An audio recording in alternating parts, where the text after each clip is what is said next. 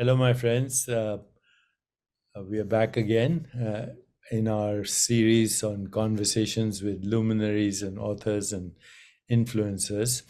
And today I have the distinct pleasure of introducing this book to you, Religion of Sports by Gotham Chopra and Joe Levin. And subtitle says, Navigating the Trails of Life Through the Games We Love. Gotham also, incidentally, happens to be my son, and he's a very prolific filmmaker. Has won, I don't know, I've lost count, Emmys, 5, 6, 7, 9 Emmys in the last 5 years. So I shall talk about this book, but before I start, let me share with you some reflections and some thoughts that came to me as I was reading the beginning of the book. So, as you know, I've talked endlessly about the mystery of karma. And karma is a Sanskrit word which is very misunderstood. It really means experience, interpretation of experience through intentionality. You know, we go back to the Upanishads in Brihadranayaka Upanishad, there's a verse which says, "You are what your deepest desire is. As is your desire, so is your intention. As is your intention, so is your will. As is your will, so is your deed. And as is your deed, so is your destiny." So what is destiny? It's karma, past, present, and future. And then there's another mysterious phrase in the Upanishads which says, "Unfathomable is the mystery of karma." And what I want to share with you something that I think, you know, when I was reading this book, I kind of realized there's some similarity in both Gotham's childhood and my childhood. Let me explain that, what I mean, and how that led to the wisdom of insecurity. So when I was 6 years old, my father went off to England and my mother joined him. And I was left with my uncles and my grandparents. And, you know, at a subconscious level, I became very insecure. I became very anxious about the idea that I was abandoned. My little brother, who was 4 years old, later became the dean of education at Harvard Medical School. His skin started to peel, and my grandparents took him everywhere, and no one could make a diagnosis till some healer said he's feeling vulnerable, and this is a metaphor for his skin shedding, the vulnerability. And when his parents come back, he'll be fine. And so it happened. And in hindsight, I think my entire career was influenced by my insecurity for feeling abandoned. And, you know, I'd look at now Gotham's career and where Gotham is today. And so when Gotham was born, I was working in an emergency room in a place called Melrose Wakefield Hospital. And at that time, my salary was $202, believe it or not, every 2 weeks. So salary was $400. So in order to pay the rent, in order to even buy the groceries, I had to work in the emergency room to make up for the money at $4 an hour. At McDonald's those days, 1970, the average salary was $2 an hour. So I was getting $4 an hour as a resident. I couldn't afford we couldn't afford even the rent and whatever. So when it came time to deliver Gotham, my wife, Rita, drove herself to the hospital, Boston Lying In, as it was called, delivered the baby that you see now, this young man. and called me on the phone and said, "Congratulations, you have a son." And it took me a while to even get to the hospital because I was in the emergency room. And even after that, for many years, I was struggling in my career, trying to make money and also pay the bills, but also seek a career. So I know now in hindsight that my kids felt abandoned. And that's the same wisdom of insecurity that brought me here. And so Gotham felt abandoned by his father, not his mother, who overcompensated, I think, for me. But as a result, he started with his cousin Bharat, who's my younger brother, the one who was feeling vulnerable in childhood, his son, first cousins, and they somehow struck a strong bond around sports.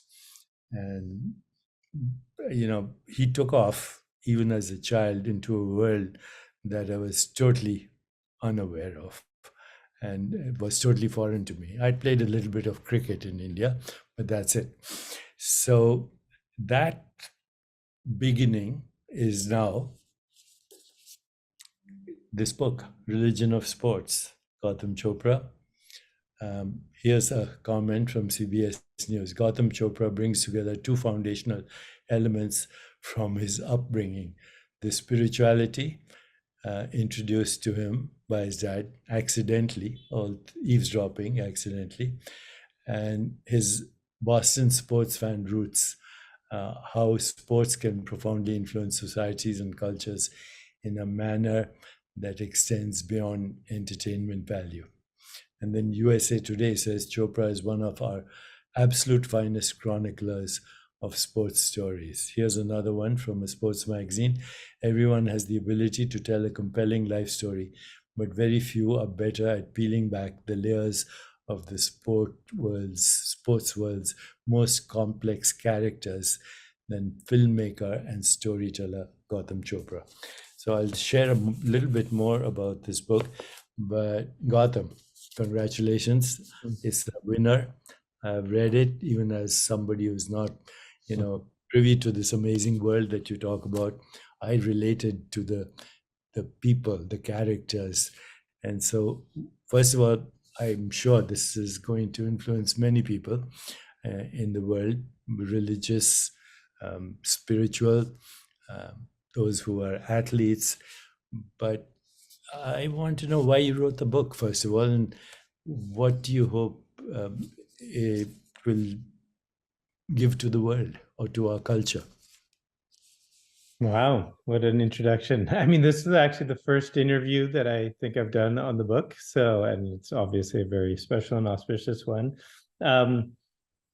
Yeah, I mean, I was just rereading it just to get ready for this, and there's a lot of great memories. And, I would say in some ways you're not being there to play catch in the front yard or come to the, Pee Wee football games or whatever that I did, as a kid, created this opening. You'll remember Alan Rosenfeld, who sort of was a father figure in some ways, who swept into that void and started taking me to Celtics games probably when I was 8 or 9 years old. And I mean, that's where this really started in many ways. I wrote the book because it's part of who I am. It's sort of, I'm too young, I think, to write a memoir still, but there's memoir-ish elements to this book. They're great stories. And, I think, as you well know, I'm the first person ever in our family to be born outside of South Asia. And sports in Boston in particular, but it really happens everywhere, became a language for me to assimilate, to become American. I went to a school with a bunch of Irish Catholic kids. I had nothing in common with them except for the Red Sox, Bruins, Celtics, and Patriots. That was how I became American.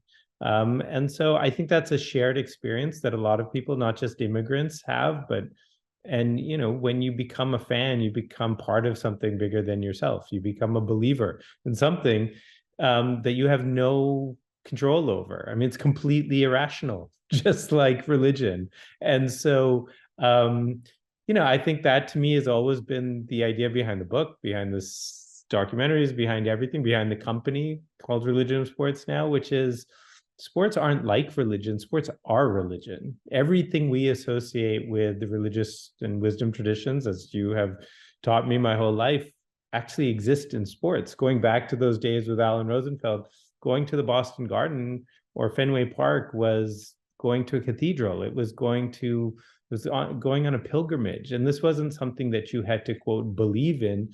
You had to show up. And when you did, miracles happened. I was there when Michael Jordan scored 63 points in double overtime. That was a miracle. That was witnessing something that was divine-like. And so, I think this is an experience that a lot of sports fans share. And if you're not a sports fan, then you've probably grown up or been around a sports fan, and you're trying to understand why are they so attached to these things that they have no control over.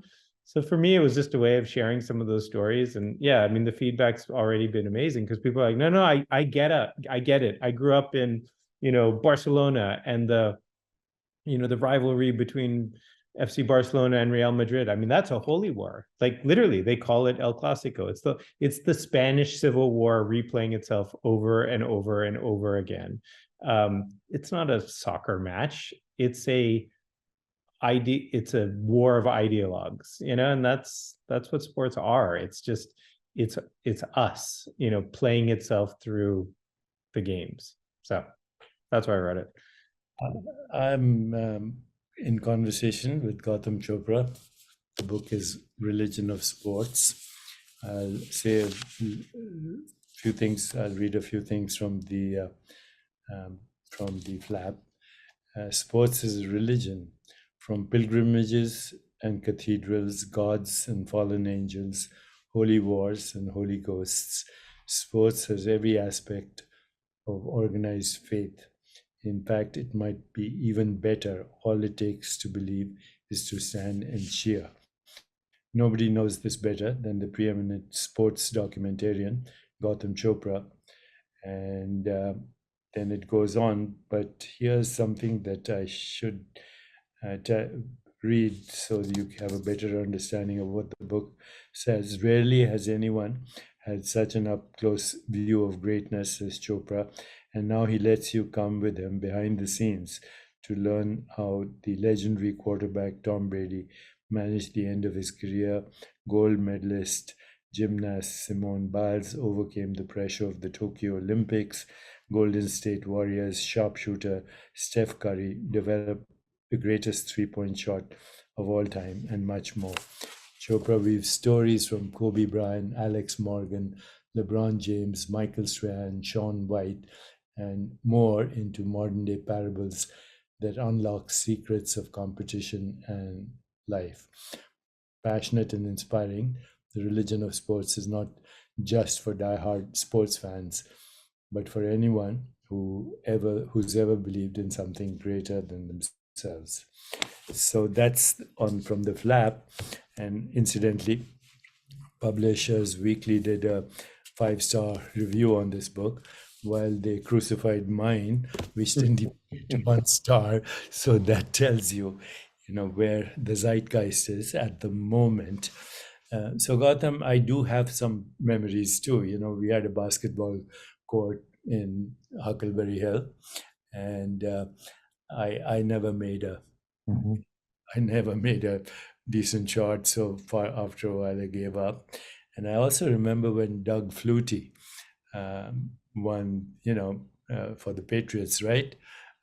Boston College. But okay, there we go. But that was a moment that even I was drawn into with amazing passion, just because we happened to be in Boston.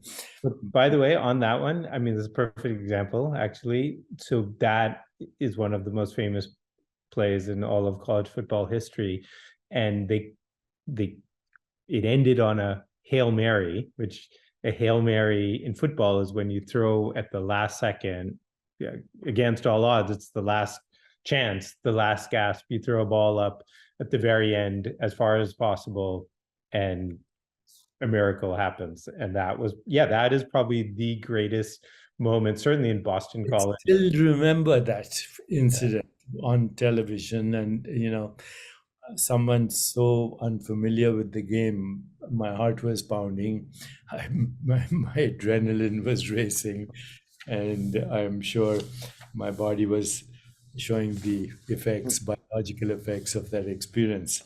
So here are some of the contents from the book.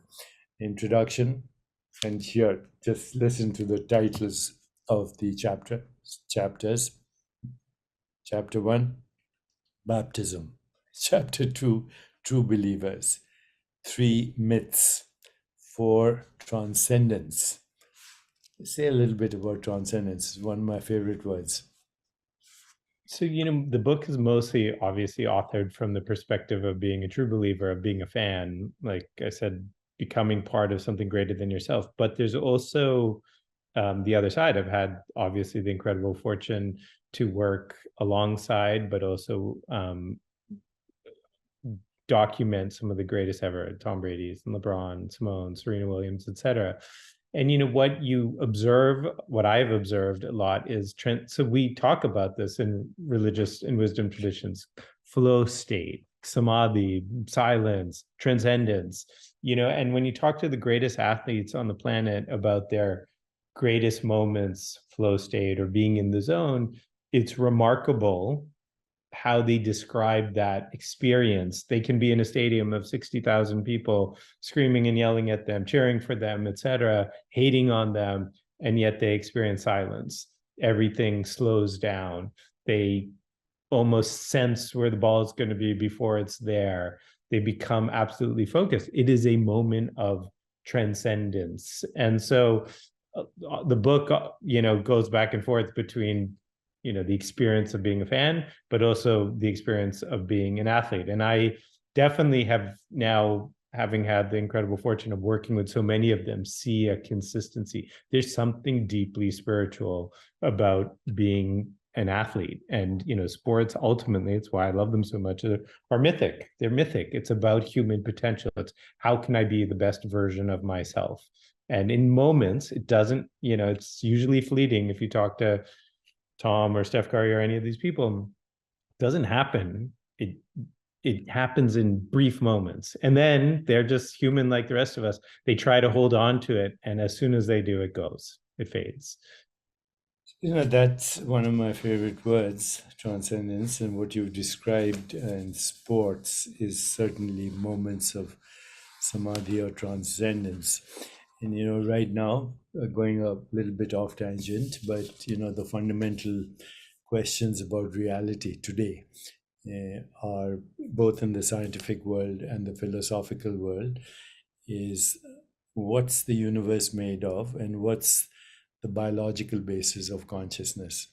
And we have no answers to these questions other than consciousness as a field of infinite possibilities is beyond space-time.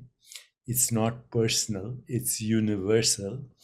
It is unimaginable, incomprehensible, infinite, borderless, timeless, fundamental, beyond birth and death, and actually our fundamental absolute identity. And when we experience that, there are many versions of that. Gotham gave you a version of that just now. Some people have that experience with severe trauma. Other people, of course, have that experience with meditation, and others have it with music and poetry and dance and gymnastics and all these other sports. But it is essentially an experience of our true, timeless, fundamental self as existence and awareness of existence. And if we can actually understand this experience deeply, and we also know that it's the source of all experience, source of all experience, source of all knowing, source of everything that we call insight, intuition, inspiration, imagination, higher consciousness, and ultimately the loss of the fear of death, if we understand this. So sports is a definite window to that. incomprehensible reality without which there is no experience, no mental experience, no bodily experience, and no experience of what we call the physical world. All those are modifications of this fundamental reality, which is beyond space and time. Religious people call it the soul. That's what they call it. You know, the soul right now is an unfashionable term in neuroscience. So neuroscience calls it the conscious agent that is manifesting its dreams through space-time and causality.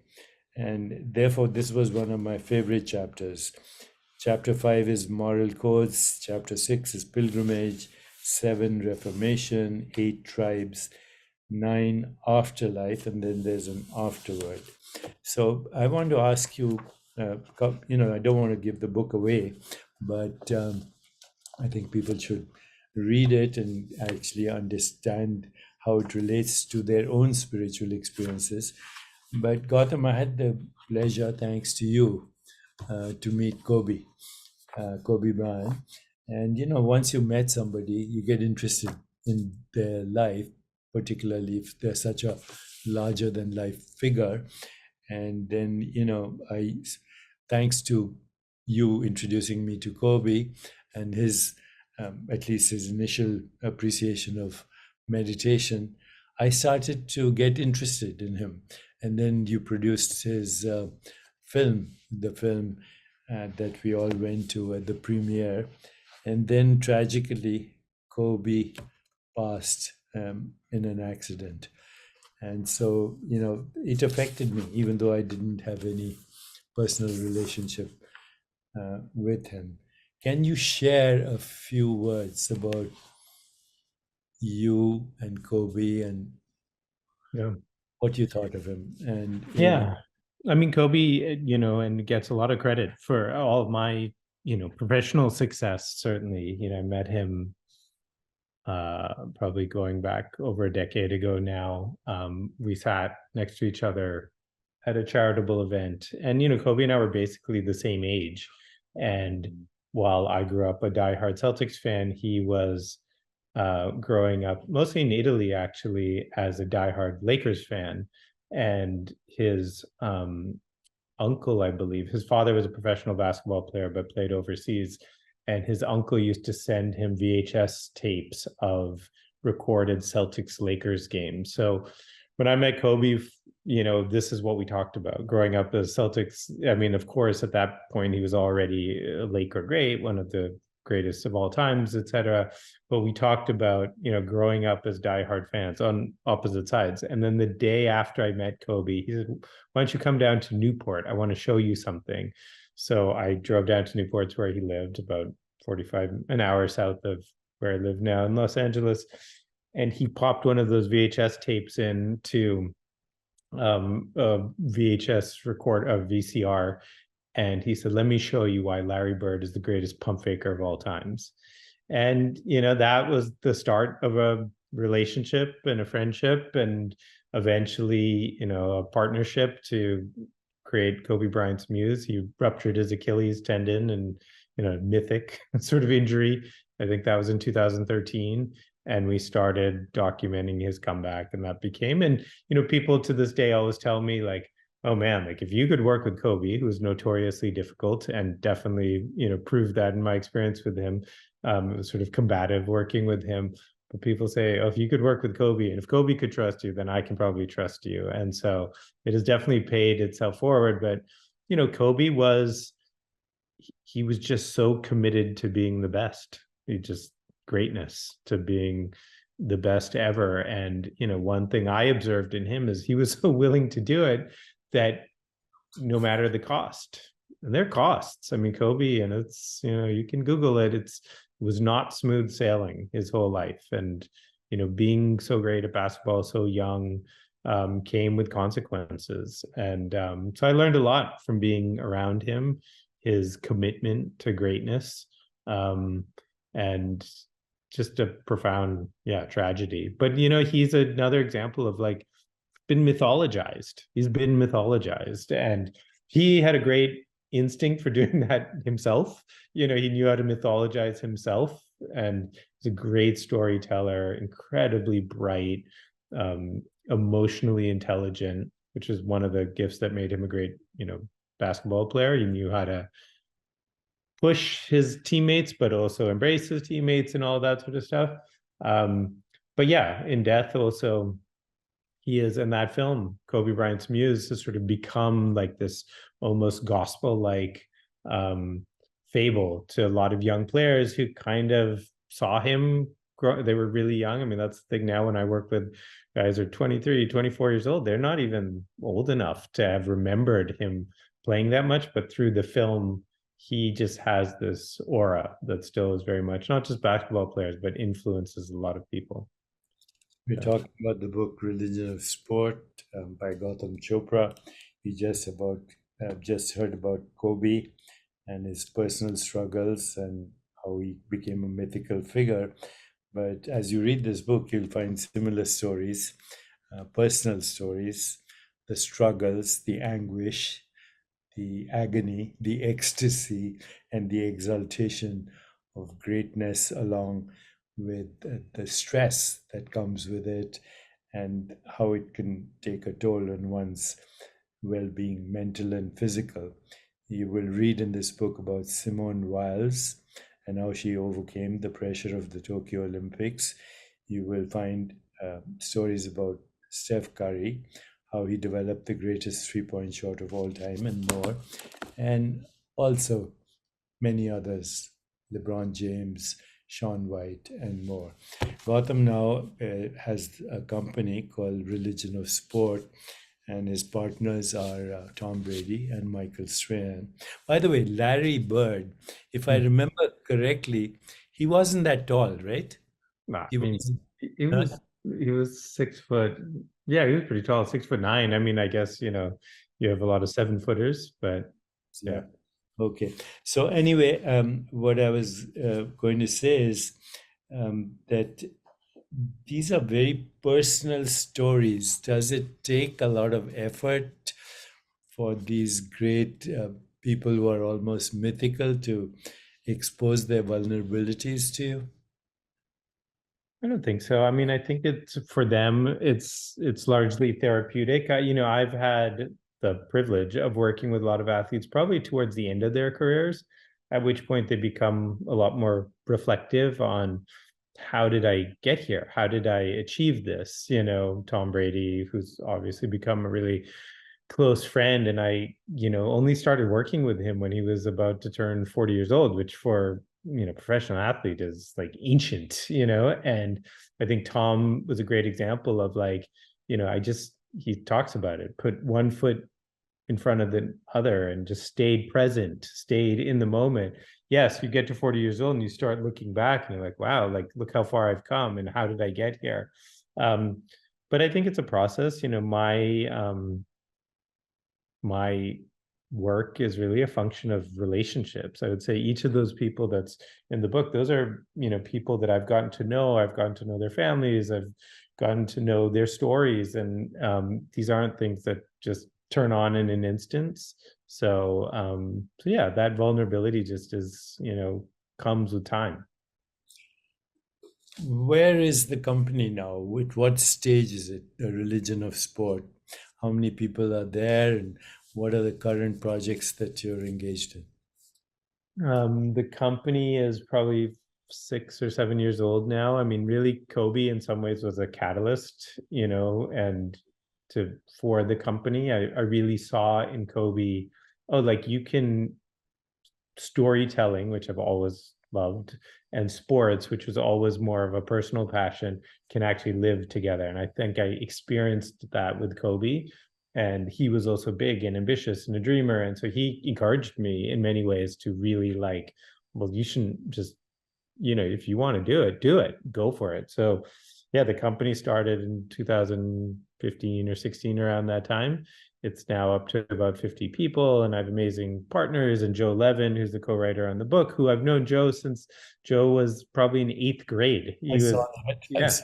Yeah, and he is now working in the company and a brilliant writer who helped me, create this book. So the company is about 50 people, and we do amazing stories. We're working with Serena Williams right now, and always doing more stuff with Tom, Steph Curry, etc. So yeah, there's a lot of fun projects. Serena is probably the biggest one, and come out sometime next year, and she's in the pantheon of GOATs, greatest of all time. So having a lot of fun with that. You also did a film on the Indian cricketer, one of the best of all time. What's his name? Sachin.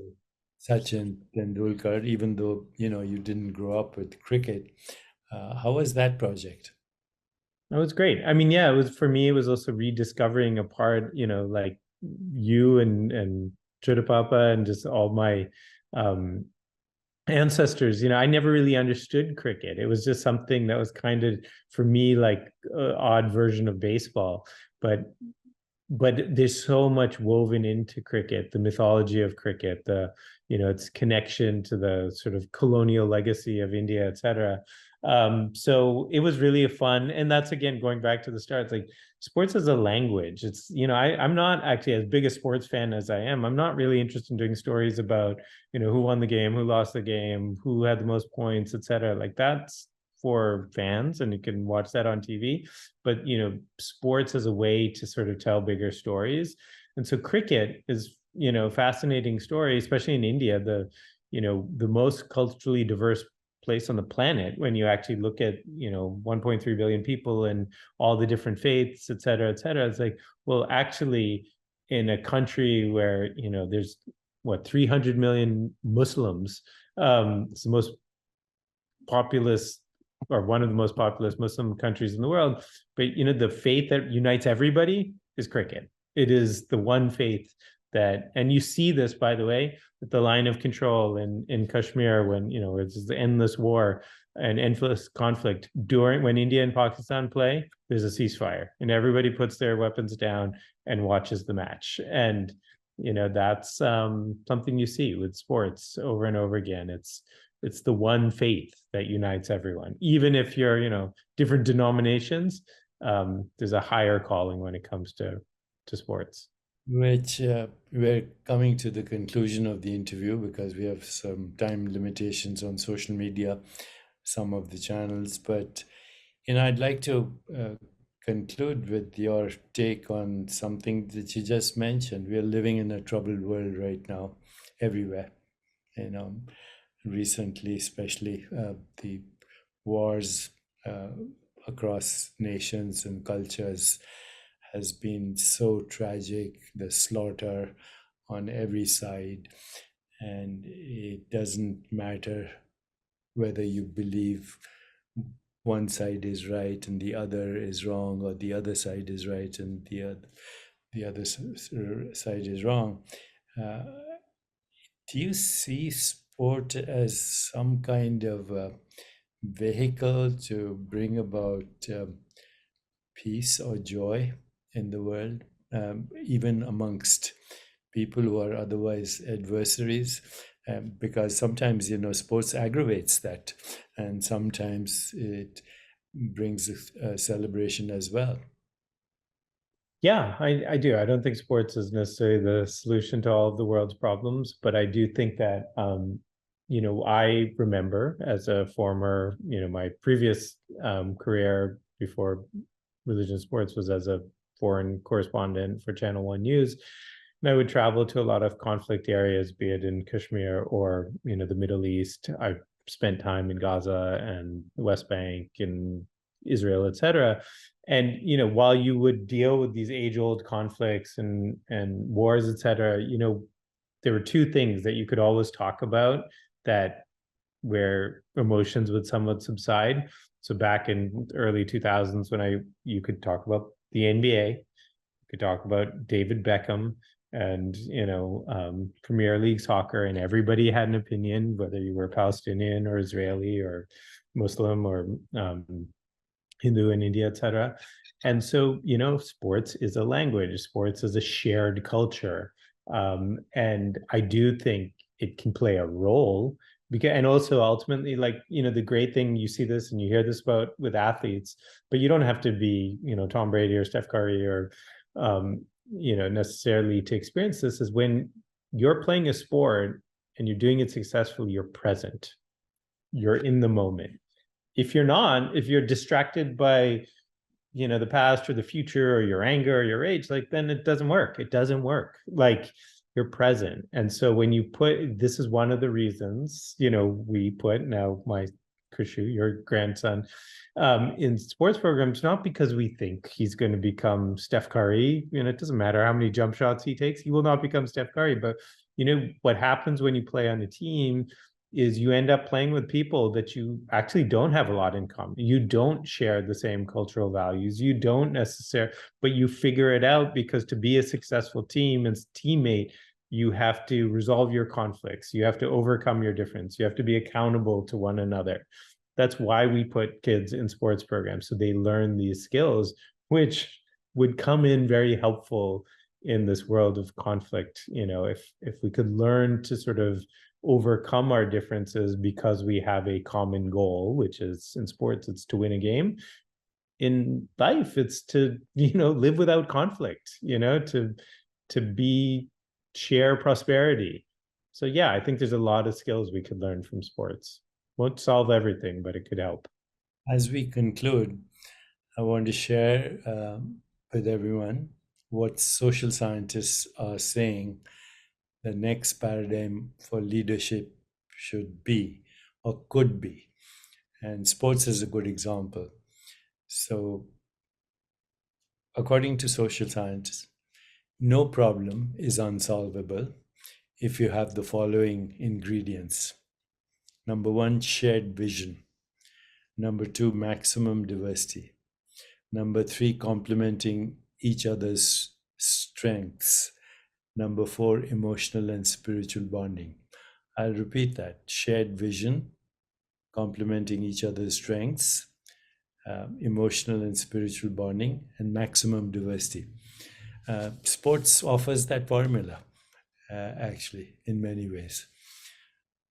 My very special guest today has been Gotham Chopra. The book is Religion of Sports, and subtitled Navigating the Trials of Life Through the Games We Love. The book is out December 5. Incidentally, my book, Quantum Body, is also released the same day.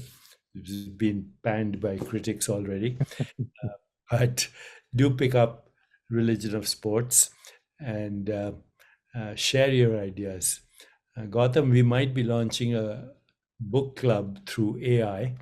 And if we do, we could create a book club around this, an AI operated book club, but it might require your occasional presence. So think about that and let me know. Of course, I would love to, or at least my clone will, my AI clone. Yes. Okay. All right, thanks. Great. Thanks for joining. Happy trails. Happy trails. Thanks, Gautam.